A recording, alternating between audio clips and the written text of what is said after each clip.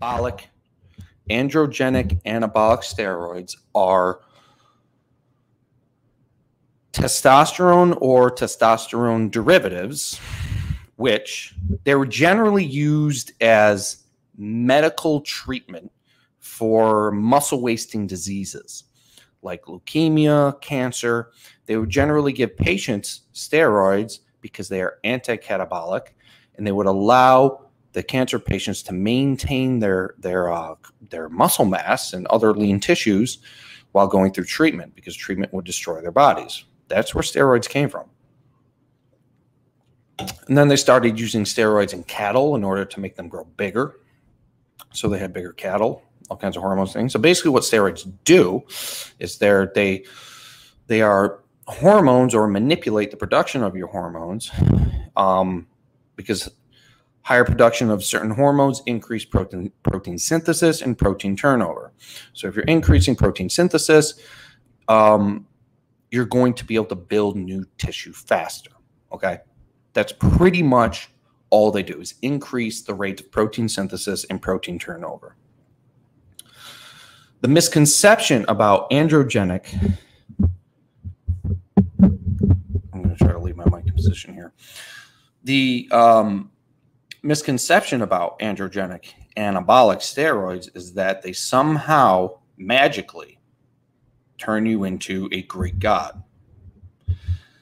Anabolic steroids will not work in the way that you see them work with bodybuilders and physique athletes. Again, unless you have the genetic prerequisites for building an impressive physique. Meaning, you can't take an average Joe, pump him full of whatever steroids and insulin and growth hormone, and expect him to come out looking like Steve Cook, or I don't know who the popular guys are, or Dorian Yates or whatever. You need, number one, is always and will always be your genetics. Even with tremendous amounts of steroids, if you do not have good genetics, you will not develop an impressive physique. I've seen many friends of mine who took, there are so many people who take steroids.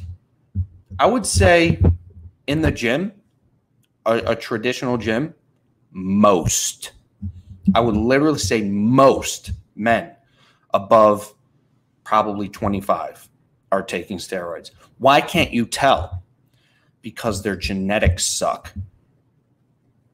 I knew people growing up who took huge amounts of steroids, and basically what they turned out is a just puffier, watery version of their prior self. And then they get off of them, and then they lose all the water. And the water and the glycogen retention is kind of like an illusion that you've built muscle, but you don't. So all bodybuilders take them. The reason they respond favorably to them is because their genetics are awesome. If you take steroids and you have average genetics, they will make very little difference. And another thing is that these particular bodybuilders take them consistently for years and years and years. You can't expect to take steroids for a couple of months and transform your physique. Does not happen. So steroids are the main reason the bodybuilders look the way they do, second to their genetics. So, and this can be very misleading because people look to bodybuilders, people look to the people with the greatest genetics for advice.